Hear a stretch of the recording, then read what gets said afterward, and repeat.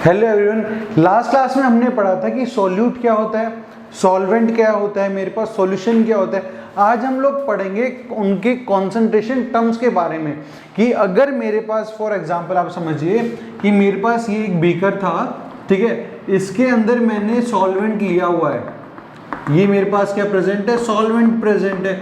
अब इस सॉल्वेंट में मैं क्या मिला रहा हूँ, सॉल्यूट मिला रहा हूँ, ठीक है। इन दोनों के मिलाने के बाद मुझे पता है क्या बनता है, सॉल्यूशन। अब इस सॉल्यूशन की क्या कंसंट्रेशन होगी कि आपने कितना अमाउंट ऑफ सॉल्यूट मिलाया है, कितना अमाउंट ऑफ आपके पास सॉल्वेंट प्रेजेंट होगा, इन सब चीज़ों को कैलकुलेट करने की बात आती है। तो जो मेरे पास सबसे पहली कंसंट्रेशन टर्म है मेरे पास, वो है आपका वेट बाय वेट परसेंटेज, ठीक है ना, और इसको मास बाय मास परसेंटेज भी कहा जाता है। बेसिकली ये क्या है मेरे पास, अगर हम लोग इसके फॉर्मूले की बात करें तो मेरे पास वेट बाय वेट परसेंटेज बराबर होता है मास of solute in grams upon mass of solution in grams into 100, ठीक है। ये तो इसका क्या है, मेरे पास एक फॉर्मूला है जिससे मैं वेट बाय वेट परसेंटेज को कैलकुलेट कर सकता हूं। अगर मैं वैसे देखूं तो क्या है इसका मतलब, आप समझ लिए कि आपका जो मास ऑफ द सॉल्यूशन है, टोटली फाइनल जो सॉल्यूशन बना है उसका कुछ मास है। अगर ये मैं मास मान लूं अपना 100 ग्राम मान लूं, कितना मान लूं, 100 ग्राम मेरे पास सॉल्यूशन मैंने बनाना है, तो 100 ग्राम सॉल्यूशन बनाने के लिए सॉल्यूट का कितना मास रिक्वायर्ड होगा, समझ लो। फॉर एग्जांपल मैं कह दूं भाई मेरे को 40 ग्राम सॉल्यूट जरूरत पड़ता है, तो आपको पता चल जाएगा भाई ये 40 ग्राम है तो सॉल्वेंट मेरा 60 ग्राम होगा, ताकि ये दोनों मिलके मेरा जो सॉल्यूशन होगा वो 100 ग्राम्स का बनाने वाले हैं, ठीक है। तो अगर हम लोग डेफिनेशन की बात करें वेट बाय वेट परसेंटेज की, तो ये क्या होता है मेरे पास, it is the mass of solute present in 100 gram of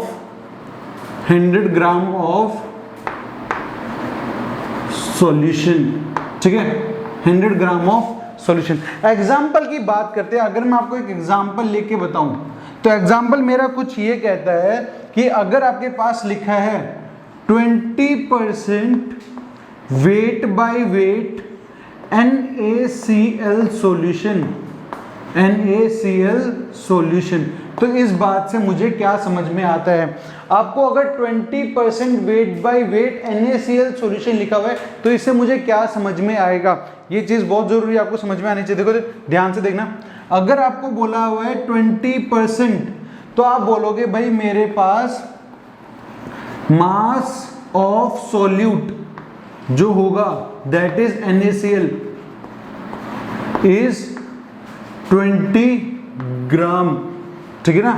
जो मास ऑफ सॉल्यूट होगा वो कितना होगा, 20 ग्राम में। क्यों भाई, क्योंकि मेरा वेट बाय वेट परसेंटेज क्या शो करता है कि कितना मेरा सॉल्यूट प्रेजेंट होगा इन 100 ग्राम ऑफ सॉल्यूशन।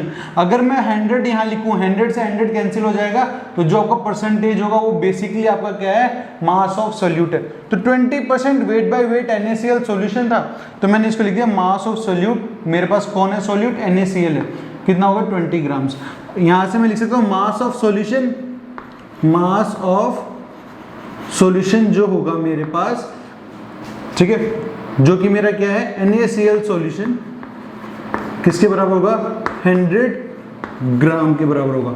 आपको सॉल्यूट का मास पता है, आपको सॉल्यूशन का मास पता है, तो अगर आपसे सॉल्वेंट का मास पूछ ले तो आप क्या बोलोगे, भाई मेरे को सीधी सी बात तो पता है कि मास of solute plus mass of solvent solution के बराबर होती है। तो अगर मुझे सॉल्वेंट का मास निकालना है तो मैं सॉल्यूशन के मास से सॉल्यूट के मास को माइनस कर दूंगा, तो आप लिख सकते हो मास ऑफ सॉल्वेंट, जो कि क्या होगा यहाँ पर, वाटर होगा मेरा, ठीक है ना।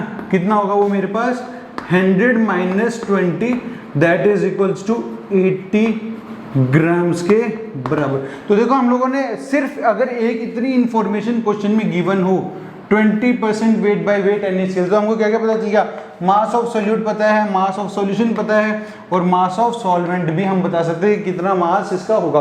एक एग्जांपल और लेते हैं इसके बाद, ठीक है। अगर मैं बात करूं सेकंड एग्जांपल की, तो अगर मैं आपको लिख के दूं कि आपके पास 40% wait by weight urea solution है, क्या है आपके पास, यूरिया सॉल्यूशन है, तो इससे आप क्या समझते हो?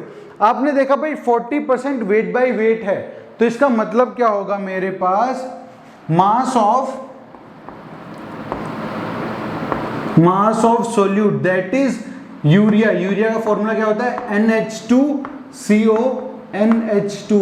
ये आपको ध्यान भी होना चाहिए, इस चैप्टर में बहुत बार यूज होने वाला है ये। आपके पास यूरिया क्या होता है, NH2CO NH2। स्ट्रक्चर की बात करोगे तो आप नाइट्रोजन के साथ लगा हुआ एक हाइड्रोजन, दूसरा hydrogen, carbon, double bond O, nitrogen, hydrogen और हाइड्रोजन। तो ये मेरे पास क्या होता है, यूरिया होता है, ठीक है। बट ये जो फॉर्मूला मेरे पास क्या था, इस फॉर्मूले के साथ कंफ्यूज मत हो जाना, ये आपके पास फॉर्मूला यहाँ तक है, ठीक है। उसके साथ इस फॉर्मूले को मत ऐड कर देना। तो देखो भाई मेरे को क्या गिवन था, 40% wait by weight urea solution. इससे मुझे क्या समझ में आया कि 40% जो है, ये तो मेरे पास जो 40 लिखा हुआ है मास ऑफ सोल्यूट है, तो मैं लिखूँ मास of solute is 40 grams. Mass of solution कितना होगा मेरे पास, 100 ग्राम। और अगर आपसे मास ऑफ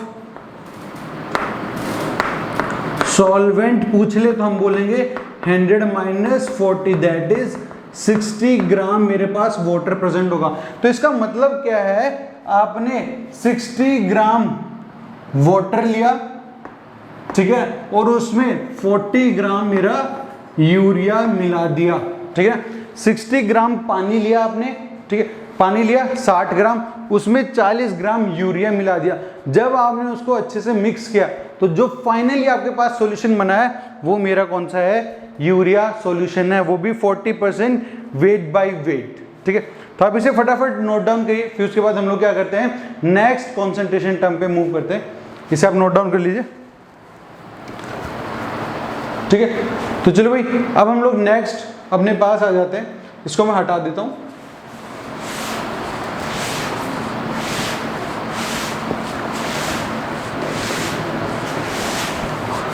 तो हमने जो फर्स्ट कंसंट्रेशन टर्म देखी वो क्या था, मेरे पास वेट बाय वेट था।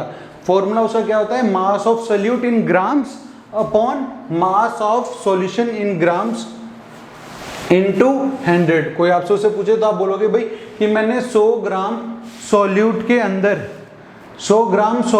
अंदर उसको कितना मिक्स किया होगा सॉल्यूट को, तो वो मेरे पास क्या था, वेट बाय वेट परसेंटेज था। अब हम लोग सेकंड कंसंट्रेशन टर्म पे चलते हैं, वो है वेट बाय वॉल्यूम परसेंटेज, ठीक है ना। अब वेट बाय वॉल्यूम परसेंटेज बोलो या मास बाय वॉल्यूम परसेंटेज बोलो, एक ही बात है। इसका फॉर्मूला मेरे पास होता है, it is mass of solute in grams upon mass of, यहां पर मेरा वॉल्यूम तो हम लिखेंगे volume of solution in ml into 100, ठीक है। तो देखो पिछली बार क्या था, वेट बाय वेट था, तो हम लोग ने मास of solute upon mass of solution लिखा था। बट इस बार क्या है मेरा, वेट बाय वॉल्यूम, तो मैं क्या बोलूंगा, it is mass of solute dissolved per unit volume of solution. तो अगर आप इसकी डेफिनेशन की बात करो तो इसकी डेफिनेशन कहती है, it is mass of solute in grams dissolved in per unit, या फिर आप लिख सकते हो पर 100 ml ऑफ सॉल्यूशन, पर 100 ml ऑफ सॉल्यूशन। तो देखो भाई एग्जांपल के तौर पे मैं आपको समझाऊं तो हम लोग एक एग्जाम्पल लेते हैं, एग्जाम्पल से बात क्लियर हो जाती है कि अगर आपको लिखा हुआ है कि आपके पास 20% weight by volume NaCl solution है, NaCl सॉल्यूशन आपके पास है। तो इस बात से आप क्या समझते हो कि 20% वेट बाय वॉल्यूम जो लिखा हुआ है, ये चीज आपको क्या समझाती है, ये समझना बहुत ही ज्यादा जरूरी है। तो ये क्या कह रहा है आपके पास, पहली चीज ऊपर क्या लिखा है, मास ऑफ सॉल्यूट। तो मेरे पास जो मास ऑफ सॉल्यूट होगा, सॉल्यूट क्या होगा यहाँ पर, NaCl, वो होगा मेरे पास 20 ग्राम। ठीक है, दूसरी चीज होगी मेरे पास volume of solution, that is NaCl solution. तो मैं लिख सकता हूं वॉल्यूम ऑफ सॉल्यूशन जो होगी मेरे पास वो कितनी होगी, 100 ml होगी। इसका मतलब क्या है, आपने एक बीकर लिया, ठीक है, इस तरीके से आपने इसके अंदर सॉल्वेंट लिया, ठीक है, सॉल्वेंट लिया, उसके अंदर सॉल्यूट को मिलाया, ये सॉल्यूट था आपके पास, यहाँ पर मेरे पास क्या प्रेजेंट था, सॉल्वेंट था, और फाइनली मेरे पास किसके अंदर कन्वर्ट हो गया, एक सॉल्यूशन के अंदर बन गया। तो एग्जांपल के तौर पे आप ऐसे सोच सकते हो, NaCl लिया तो हम लोगों के पास सॉल्ट होता है, आपने एक ग्लास लिया था, उसमें कुछ पानी डाला, ठीक है, पानी के बाद आपने उसके अंदर NaCl जो कि नमक डाल दिया, अब आपने उसको मिक्स कर दिया। किस तरीके से कि अगर आपका जो सॉल्यूशन बना है फाइनली वो मेरा 100 ml है, कितना है, 100 ml है, और जो आपने सॉल्यूट डाला था वो कितना डाला था, 20 ग्राम, 20 ग्राम नमक डाला ताकि आपका जो फाइनली सॉल्यूशन बना है वो 100 ml हो।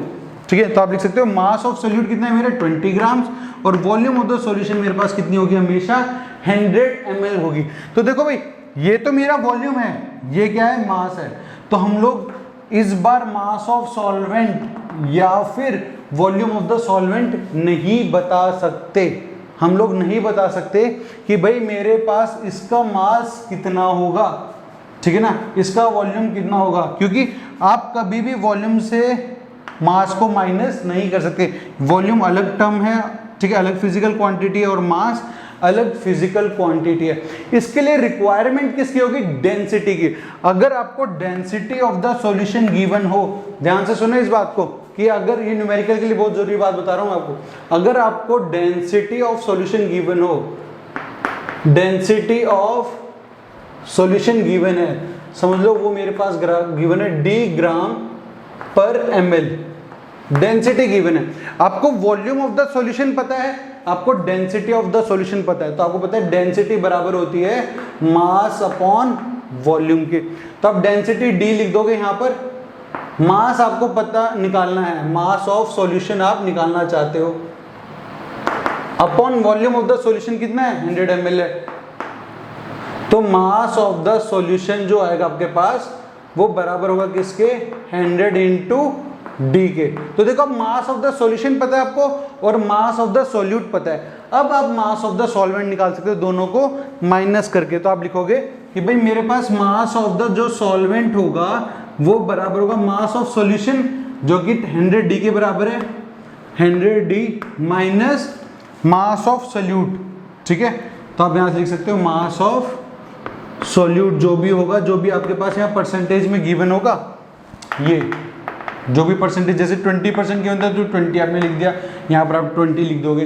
तो यहाँ से आप मास ऑफ सॉल्वेंट को कैलकुलेट कर सकते हैं। ठीक है, तो देखो भाई हमने क्या क्या निकाल लिया, सिर्फ आपको इतना गिवन था तो हमने मास ऑफ सॉल्यूट बता दिया, वॉल्यूम ऑफ द सॉल्यूशन बता दिया।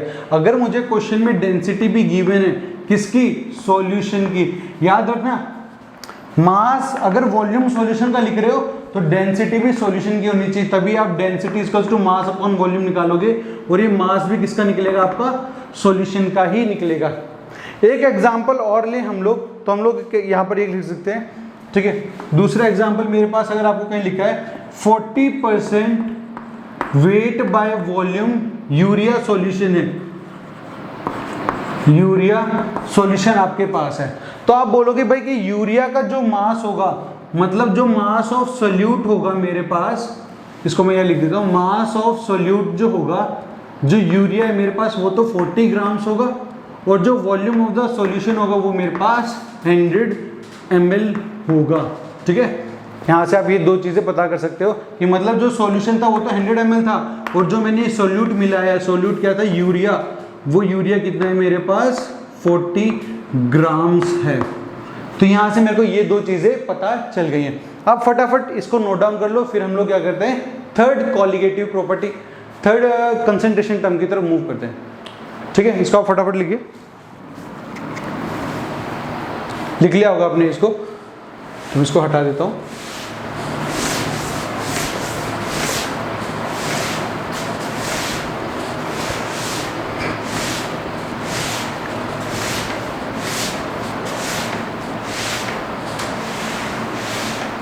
ठीक है, तो हम लोगों ने पहला पढ़ा वेट बाय वेट, दूसरा पढ़ा हमने वेट बाय वॉल्यूम। अब हम लोग थर्ड कंसंट्रेशन टर्म की तरफ बढ़ रहे हैं, वो मेरे पास क्या है वॉल्यूम बाय वॉल्यूम परसेंटेज। इसका फॉर्मूला मेरे पास जो होता है वॉल्यूम बाय वॉल्यूम परसेंटेज का, वो बराबर होता है volume of solute in mls upon volume of solution in ml into 100। इस बार दोनों टर्म मेरे पास कैसी है वॉल्यूम बाय वॉल्यूम। सबसे पहले हमने क्या पढ़ा वेट बाय वेट, दोनों टर्म मेरे पास मास बाय मास की थी, तो हमने जब सॉल्वेंट का मास निकाला तो इसमें से इसको माइनस कर दिया। सेकंड हमने पढ़ा मास बाय वॉल्यूम परसेंटेज, ठीक है, वेट बाय वॉल्यूम परसेंटेज। उसमें क्या था ऊपर तो मास आ रहा था, नीचे मेरे पास वॉल्यूम आ रही थी, तो हम डायरेक्टली माइनस नहीं कर पाए थे, हमें डेंसिटी ऑफ द सॉल्यूशन की रिक्वायरमेंट पड़ रही थी। बट जब मेरे पास थर्ड केस आता है तो ये क्या है volume by volume percentage. Volume by volume percentage क्या है volume of solute upon volume of solution. अगर इसका मतलब समझो आप क्या कहना चाह रहे हो, आप ये बताना चाह रहे हो,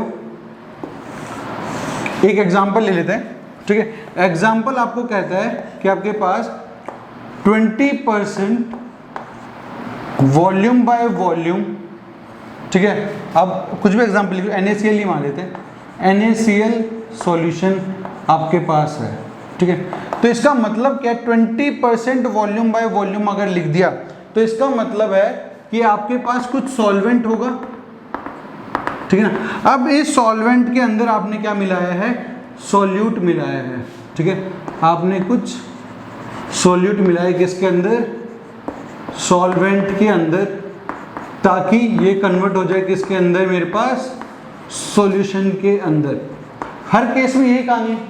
तो देखो भाई 20% वॉल्यूम बाय वॉल्यूम का मतलब क्या है, अगर आपका सॉल्यूशन 100 ml बनेगा तो उसका 20% दैट इज 20 ml तो मेरा सॉल्यूट होगा और 80 ml मेरे पास क्या होने वाला है, यहाँ पर सॉल्वेंट होने वाला है। दोनों टर्म वॉल्यूम की थी, ये भी वॉल्यूम था ये भी वॉल्यूम था, इसलिए मैंने माइनस कर दिया 100 में से 20, तो आगे पास आ गया कि सॉल्वेंट का वॉल्यूम मेरे पास कितना होगा 80 ml होगा। तो आप यहाँ से लिख सकते हो volume of solute is 20 ml। इससे ये मतलब समझ में आता है हमको। दूसरा volume of solution is 100 ml। और थर्ड आपके पास आता है वॉल्यूम ऑफ सॉल्वेंट, वो कैसे निकालेंगे, दोनों को माइनस करके 100 माइनस 20 दैट इज 80 ml मेरे पास क्या होगा वॉल्यूम ऑफ सॉल्वेंट होगा। तो आप इसे फटाफट नोट डाउन कर दीजिए, फिर हम लोग अपने पास फोर्थ कंसंट्रेशन टर्म पे आएंगे, वो मेरे पास है स्ट्रेंथ। तो आप इसे फटाफट नोट डाउन कीजिए।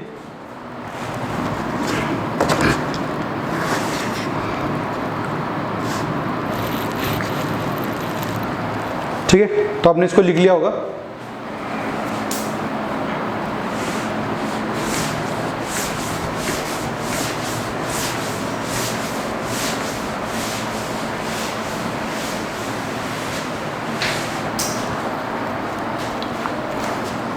देखो भाई, अब मैं फोर्थ कंसंट्रेशन टर्म पे आ रहा हूं, दैट इज स्ट्रेंथ, ठीक है। अब जो आपकी स्ट्रेंथ है इसको हम लोग ऐसे रिप्रेजेंट करते हैं, इसकी यूनिट होती है ग्राम पर लीटर। इसकी यूनिट क्या होती है, ग्राम पर लीटर होती है। स्ट्रेंथ का मतलब क्या है, आपके पास mass of solute in grams dissolved per unit volume of solution in liters। तो आपके पास क्या है कि अगर आप सॉल्यूशन ले रहे हो, ठीक है ना, आपने क्या लिया, लिया, आपके पास सॉल्वेंट था इस तरीके से, आपने सॉल्वेंट के अंदर सॉल्यूट मिलाया, उस सॉल्यूट का कुछ मास था, समझ लो आप, m मास आपने मिलाया और ओवरऑल इसका वॉल्यूम कितना बनाया, 1 लीटर बनाया। ओवरऑल सॉल्यूशन का वॉल्यूम कितना है, 1 लीटर सॉल्यूशन में आपने सॉल्यूट कितना डाला है, वो मेरे पास रिप्रेजेंट करते हैं हम लोग किससे, स्ट्रेंथ से रिप्रेजेंट करते हैं। ठीक है, तो चलो एक क्वेश्चन करके देखते हैं। यहाँ पे हम लोग एक न्यूमेरिकल लेते हैं।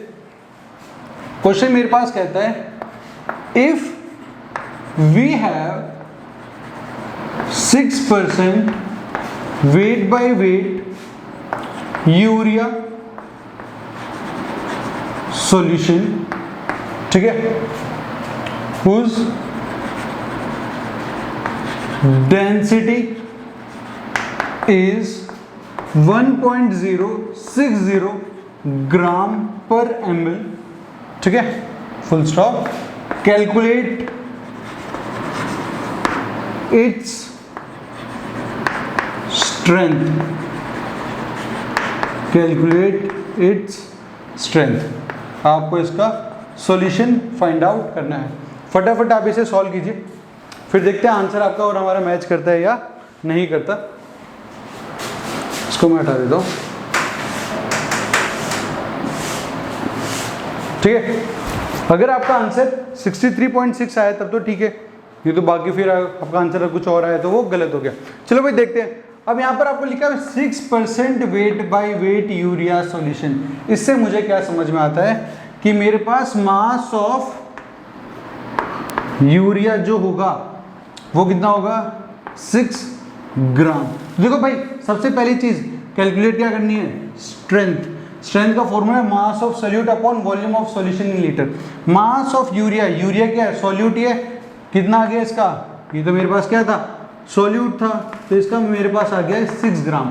तो ये तो मैंने यहाँ लिख दिया भाई, मेरे इस फॉर्मूले ऊपर तो 6 आ गया, नीचे मुझे क्या कैलकुलेट करना है, volume of solution in litres. आगे पढ़ते हैं। 6% weight by weight urea solution था, तो मेरे पास मास ऑफ यूरिया जो कि सॉल्यूट था 6 ग्राम हो गया। मास ऑफ सॉल्यूशन कितना होगा,